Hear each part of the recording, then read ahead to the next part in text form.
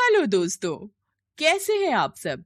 हमारी कहानियां देखने के लिए हमारे चैनल को सब्सक्राइब कीजिए और हाँ, बेल आइकॉन पर क्लिक करना मत भूलिएगा। दोपहर का समय था। चमेली की अभी आंख लगी ही थी कि दरवाजे पर उसे जोर जोर से दस्तक की आवाज सुनाई दी। इस समय कौन आया होगा? अभी तो सभी खेत में रहते हैं, कहीं फिर से वही तो नहीं है। उसने दरवाजा खोला।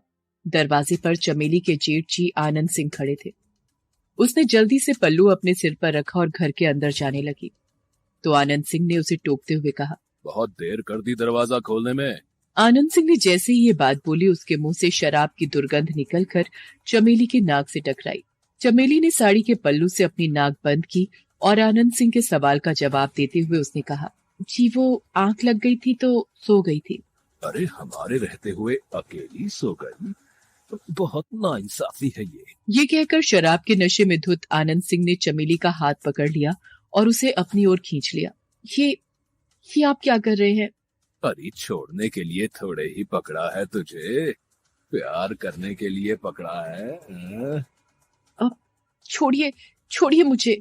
ये कहकर आनंद सिंह ने चमेली को गले लगाने की कोशिश की, लेकिन चमेली ने एक जोरदार चाटा अपने जेठ के मुंह पर मार दिया। आनंद सिंह का चेहरा उस झन्नाटेदार थप्पड़ से लाल हो गया। नशा और गुस्सा दोनों उस पर हावी हो गया। तुमने मुझे थप्पड़ मारा? मुझे? तुम्हारी इतनी हिम्मत? रुक, मैं तुझे अभी बताता हूँ। ये कहकर उसने भी एक जोरदार तमाचा चमेली को मार दिया। चमेली दूर जा गिरी। उसका सिर दीवार से लगा और उससे खून बहने लगा। उसी समय चमेली का पति हेत सिंह वहां आ गया। उसने चमेली को नीचे गिरा देखा और उसके पास आया और उसके सामने उछलते हुए बच्चे की तरह कहने लगा, चमेली गिर गई, चमेली गिर गई, चमेली गिर गई। चमेली उसकी ओर देख ही रही थी कि आनंद सिंह उसके पास आया और हेत सिंह को भी जोरदार चाटा खींचकर मारा और कहा, अबे हट बे मंदबुद्धि, यहाँ से चल जा, खेतों में जा। आनंद सिंह के जोरदार चाटा मारने से हेत सिंह भी नीचे गिर पड़ा। उसके भी सिर में चोट लगी और खून बहने लगा। तब चमेली ने अपनी साड़ी का पल्लू फाड़ा और उसके सिर पर बांधने लगी। तुम बहुत अच्छी हो चमेली, बहुत ही अच्छी। ये सब लोग गंदे हैं, मुझे हमेशा मारते रहते हैं। उसकी बातों को सुनकर आनंद सिंह का पारा एक बार फिर से चढ़ गया। उसने एक बार फिर हेत सिंह का गिरेबान पकड़ लिया और उससे कहा, तेरे बहुत पर निकल आए बे। पिछली बार की हम भाइयों की मार भूल गया क्या तू?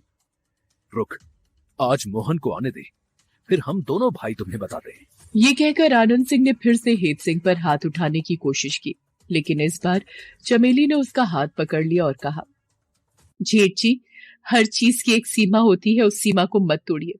कोई आपका लिहाज कर रहा है, इसका मतलब ये नहीं कि आप उसके साथ कैसा भी व्यवहार करें। तू ज्यादा चबड़ चबड़ मत कर और मुझे मत सिखा कि मुझे क्या करना है क्या नहीं।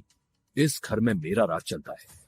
तुझे महीने भर नहीं हुआ इस घर में आए हुए, और एक तो तूने मुझ पर हाथ उठाया और दूसरा मुझे ज्ञान दे रही है। चमेली बहुत ही गरीब घर की लड़की थी। जब वो 8 साल की थी तभी उसके पिता की मृत्यु हो गई थी।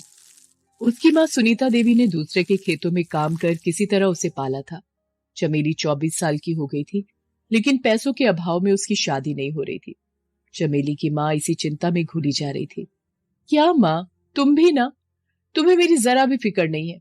कितनी बार कहा मेरी शादी के बारे में सोच सोच कर अपनी तबीयत बार बार मत खराब किया करो। जब मेरी शादी होनी है तब हो जाएगी। कैसे होगी चमेली, कैसे? मेरे पास ना तो पैसे हैं और ना ही किसी ऐसे लड़के का पता जो बिना किसी दहेज के तुमसे शादी कर ले। लेकिन कुछ दिनों के बाद चमेली के दूर के मामा जब हेत सिंह का रिश्ता चमेली के लिए लेकर आए तो उसकी माँ सुनीता को अपने कानों पर विश्वास ही नहीं हुआ। अरे हाँ हाँ हाँ भाई हाँ, कितनी बार तुम्हें एक ही बात कहूँ सुनीता, लड़के वालों को एक भी पैसा नहीं चाहिए। वो बहुत ही अच्छे लोग हैं। बस उन्हें एक सुंदर सी घरेलू लड़की चाहिए।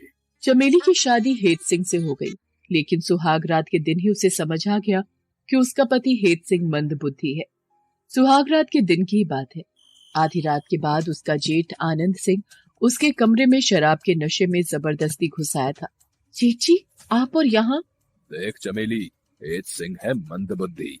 वो तुझे वो प्यार नहीं दे पाएगा जो मैं दूंगा। इसलिए समझदारी इसी में है कि तू मंदबुद्धि मत बन और मेरा प्यार समेट ले। और हाँ, मैं तुम्हें गारंटी देता हूँ इस घर में तुम्हें प्यार की कोई कमी नहीं होने दूंगा। ये कहकर आनंद सिंह ने उसे अपनी बाहों में भरने की कोशिश की, लेकिन चमेली ने आनंद सिंह को जोर का धक्का दिया और घर के बाहर भाग गई। पूरी रात वो घर के पीछे छिपी रही। सुबह पौ फटने पर घर के अंदर आई। उसके घर के अंदर आते ही मोहन सिंह और आनंद सिंह ने उसे रोक लिया। कहाँ थी तू रात भर? किसके साथ मुंह काला कर रही थी? ये आप क्या कह रहे हैं? अगर कुछ पूछना है तो अपने बड़े भाई से पूछे कि मैं कहाँ थी और किसके कारण थी। इन्हें सब पता है। क्यों चेची, बताइए ना आप इन्हें। कौन से? इस लड़की को 2 दिन घर आए हुए नहीं हुए कि ये हमारे बीच फूट करवाने लगी। इसकी लगाम अभी ही कसनी पड़ेगी। कल को ऐसा ना हो कि ये बात से बाहर हो जाए। भैया, आप सब कुछ मुझ पर छोड़ दीजिए। मुझे पता है कि ऐसी घोड़ी को कैसे लगाम लगाया जाता है। मैं तो चला खेत पर। अब तू देख ले कैसे लगाम लगानी है या लगाम छोड़नी है। अपने बड़े भाई के खेत पर जाते ही आनंद सिंह भूखी नजरों से चमेली की ओर देखने लगा और उसने चमेली से कहा, मेरे मंदबुद्धि भाई ने क्या किस्मत पाई है जो उसे तुम्हारी जैसी बीवी मिली। इतनी खूबसूरत, इतनी हसीन, इतनी गोरी। मेरा तो मन ही डोल गया है तुझे देखकर। ये कहकर उसने भी चमेली को अपनी बाहों में भरने की कोशिश की। चमेली समझ गई कि क्यों इन दोनों भाइयों ने मिलकर अपने मंदबुद्धि भाई से उसकी शादी कर दी। मोहन सिंह उससे जबरदस्ती करना चाह रहा था, लेकिन चमेली ने बड़ा चाकू उठाया और उसकी ओर दिखाते हुए कहा, तुम लोग इंसान हो या राक्षस? अरे जरा भी शर्म तुम लोगों में नहीं है क्या? अपने भाई की बीवी पर बुरी नजर रखते हो। दूर हो मुझसे, नहीं तो पेट की सारी अंतड़ियां इसी चाकू से निकाल दूंगी। मोहन सिंह डर गया और उसने चमेली को छोड़ दिया। लेकिन दोनों भाई हमेशा मौके की तलाश में रहने लगे।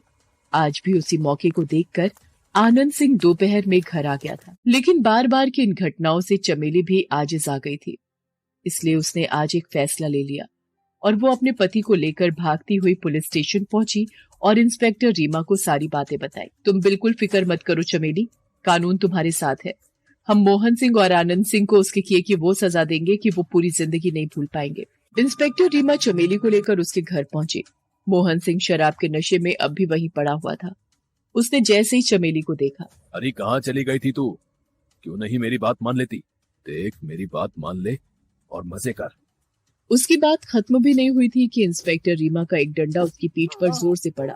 वो दर्द से तिलमिला गया। आनंद सिंह कराहता रहा और इंस्पेक्टर रीमा का डंडा उसके ऊपर बरसता रहा। थोड़ी देर बाद पुलिस के सिपाही मोहन सिंह को भी खेतों से पकड़ कर ले आए। इंस्पेक्टर रीमा ने उसका भी स्वागत डंडों से किया। अरे हमें माफ कर दो, हमें माफ कर दो, हमसे गलती हो गई है। तुम लोगों की गलती की माफी ही नहीं है। तुम लोगों को तो ऐसी सजा मिलनी चाहिए कि हर वो इंसान जो औरत को वस्तु समझता है, उसका शोषण करने की हमेशा ताक में रहता है, उसकी रूह कांप जाए। उन दोनों को जेल भेज दिया गया। मोहन सिंह और आनंद सिंह को 9 साल के कठोर कारावास की सजा सुनाई गई। चमेली हेत सिंह के साथ ही रहती है। चमेली उसे कभी ये एहसास नहीं होने देती कि वो मंद बुद्धि है। उल्टा वो उसे बहुत प्यार करती है। हेलो दोस्तों, कैसे हैं आप सब? हमारी कहानियां देखने के लिए हमारे चैनल को सब्सक्राइब कीजिए और हाँ, बेल आइकॉन पर क्लिक करना मत भूलिएगा।